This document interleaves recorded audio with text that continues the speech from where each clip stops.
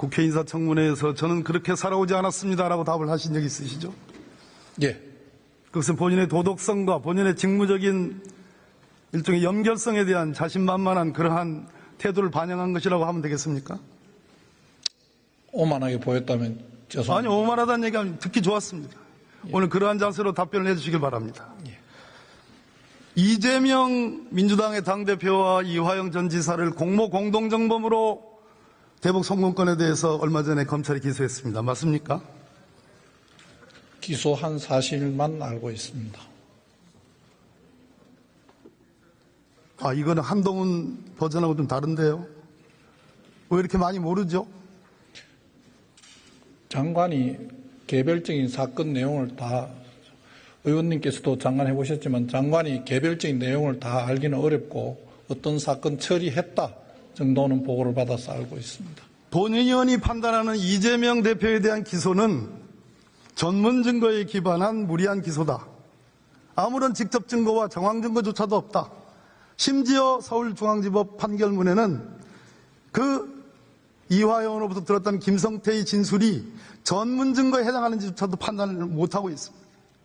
저는 이렇게 보는데 우리 장관께서는 잘 모르십니까?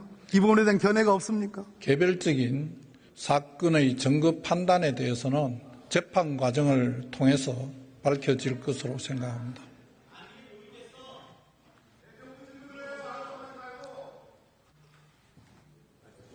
들어오셨네요. 언제 들어오는지 몰랐습니다.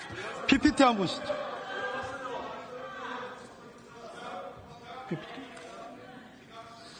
이재명 케이스라고 지칭합니다. 그리고 윤석열 케이스라고 지칭합니다. 소위 말해서 대북 송금 케이스 이재명 이화영. 최상병 수사 외압과 관련해서 윤석열로 대통령이지만 이름을 적었습니다. 첫째 쟁점, 통화 여부.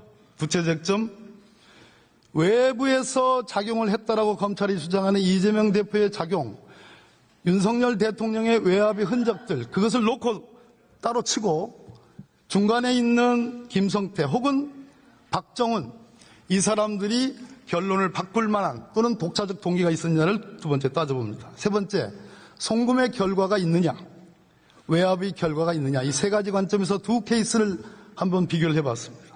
이재명 당대표나 이화영 부지사는 통화한 사실을 인정하지 않고 있습니다. 대통령은 초기에 소위 내용적으로 경로했다는 것을 인정하지 않지만 이종석 국방부 장관과 통화한 사실을 인정하고 있습니다. 무려 8번의 통화의 근거들이 통화 내역으로 객관적 증거로 확보되어 있습니다. 그런 차이가 있습니다.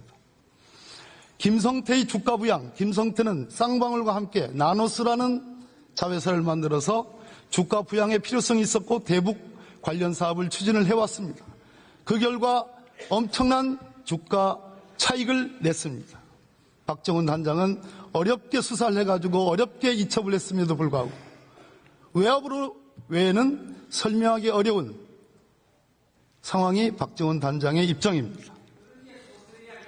대북 송금의 결과가 무엇이 있습니까? 대북 송금의 결과 무려 90억 원이라는 어마어마한 돈이 북한에 꽂혔다는 것인데 북한 측으로부터 어떠한 유무형적인 객관적인 화답의 근거, 최소한의 의사표시의 근거도 있지 않습니다.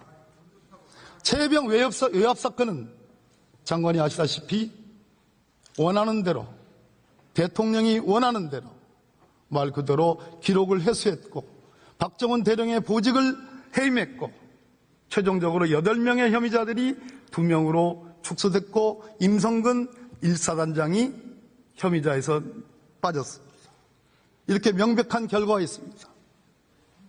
본 의원이 볼 때 이재명, 이화영 케이스가 기소감이라면 적어도 수많은 대통령의 이 여러 흔적들을 놓고 볼 때 기소, 물론 불기소 특권이 있지만, 불소추 특권이 있지만 충분히 기소하고도 남는 그러한 증거관계가 확보됐다고 생각합니다. 이 점에 대해서 우리 법무부 장관은 어떻게 생각하십니까? 이화영 씨의 재판의 과정에서 이화영 씨가 지금 주장하고 있는 내용들이 1심에서 일부 판단된 것으로 알고 있고 그 나머지 이재명 대표에 대한 재판과 이화영 씨 재판에서 2심에서 그 주장 내용들의 진실 여부는 밝혀질 것으로 생각합니다. 원론적인 그리고 대통령에 대한 부분은 제가 그 입법 청문회 자리에 하루 종일 있었습니다만 구체적으로 어떤 내용이 죄가 되는지 어떤 내용이 구체적 사실이 입증되었는지는 제가 그 자리에 있으면서 잘 알기는 어려웠습니다. 공수처에서 현재 수사 중에 있으니까 잘 수사해서 밝혀질 것으로 생각합니다. 주가 부양 기록입니다. 쌍방울의 자회사 나노스의 주가 부양 기록. 2019년 1월 달에 불과 열흘도 채 안 된 상태에서 한 주당 5,000원 하던 주식이 9,000원으로 폭등했습니다. 이것으로 김성태는 2천억 원에서 1,000억 원의 그러한 주가 차익을 얻었다는 그런 보도도 있습니다. 처음 듣는 얘기입니까? 그 보도에 대해서는 법원에서 그 판단을 한 것으로 저는 알고 있습니다. 그렇지 않습니다. 23년 8월 2일자 대통령의 통화 내역을 보겠습니다. 보십시오. 12시 7분, 12시 43분 대통령은 이종섭 장관과 통화합니다. 그리고 해임 통보 처분이 불과 2분 만에 이루어집니다. 오후에 12시 57분, 13시 30분, 15시 40분, 16시 21분 대통령은 이종섭 장관하고 통화하고 문재인 신범철 차관과 3번에 걸쳐서 통화를 나눕니다. 신범철 차관 국회 법사위에 나와서 이 통화는 기록의 회수와 관련되어 있다고 증언합니다. 국회 속기록은 법원에 제출되면 당연히 증거 능력이 있는 서류가 됩니다. 아시죠? 크게 답하시죠. 예, 증거로 필요하면 채택할 것으로 알고 있습니다. 결국은 그날 저녁 7시 어렵게 이첩됐던 사건 기록은 접수하지 못한 채 국방부로 회수됩니다. 모든 지표가 대통령을 향하고 있습니다. 대통령을 이 외압의 실체에서 빼면 설명이 되지 않습니다. 저는 이 부분인데 어떻게 생각하십니까? 지금 의원님께서 말씀하신 자료만으로 대통령실이나 국방부 관계자의 조직적인 개입이 있었다는 사실이 밝혀졌다 하는 주장에 대해서는 동의하기 어렵습니다. 공수처에서 필요한 수사를 진행 중이고 그 사실이 밝혀질 것으로 알고 있습니다.